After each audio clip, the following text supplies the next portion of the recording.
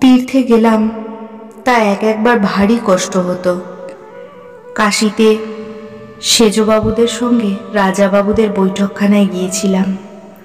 সেখানে দেখি তারা বিষয়ের কথা করছে, টাকা জমি এইসবের কথা। কথা শুনে আমি কাঁদতে লাগলাম।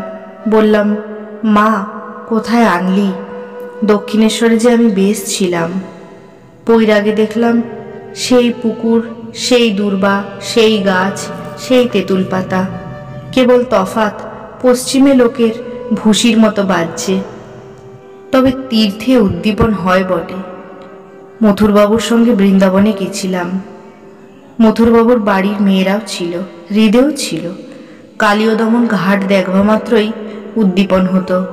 আমি বিহ্বল হয়ে যেতাম। হৃদে আমার যমুনার সেই ঘাটে ছেলেটির মতো নাওয়াতো। যমুনার তীরে সন্ধ্যার সময় বেড়াতে যেতাম। যমুনার চড়া দিয়ে সেই সময় গোষ্ঠ হতে গরু সব ফিরে আসতো। দেখবা মাত্র আমার কৃষ্ণের উদ্দীপন হলো। উন্মত্তের ন্যায় আমি দৌড়তে লাগলাম, কৃষ্ণ কই, কৃষ্ণ কই, এই বলতে বলতে। পালকি করে শ্যামকুণ্ড রাধাকুণ্ডের পথে যাচ্ছি। গোবর্ধন দেখতে নামলাম। গোবর্ধন দেখা মাত্রই একেবারে বিহ্বল। দৌড়ে গিয়ে গোবর্ধনের উপরে দাঁড়িয়ে পড়লুম, আর বাহ্যশূন্য হয়ে গেলাম।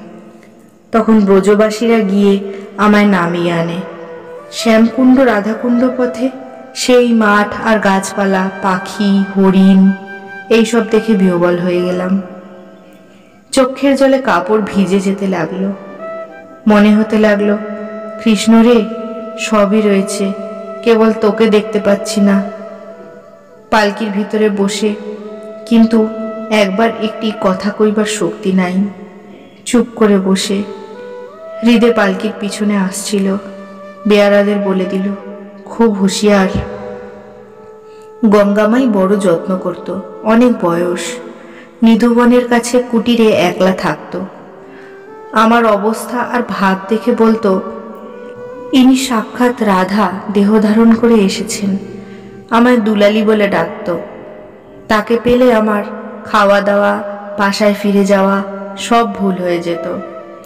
হৃদে এক একদিন বাসা থেকে খাবার এনে খাইয়ে যেত। সেও খাবার জিনিস তৈরি করে খাওয়াতো। গঙ্গামাইয়ের ভাব হতো। তার ভাব দেখবার জন্য লোকের মেলা হতো। ভাবেতে একদিন হৃদের কাঁধে চড়েছিল।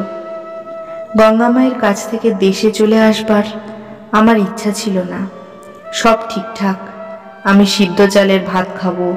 গঙ্গামাইয়ের বিছানা ঘরের এদিকে হবে, আর আমার বিছানা ওদিকে হবে। সব ঠিকঠাক। হৃদে তখন বললে, তোমার এত পেটের অসুখ কে দেখবে? গঙ্গামাই বললে, কেন? আমি দেখব, আমি সেবা করব। হৃদে এক হাত ধরে টানে, আর গঙ্গামাই আর এক হাত ধরে টানে। এমন সময় মাকে মনে পড়ল।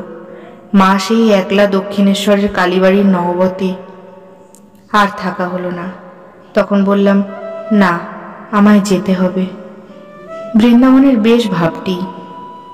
নতুন যাত্রী গেলে ব্রজ বালকেরা বলতে থাকে, হরি বলো গাঠরি খোলো।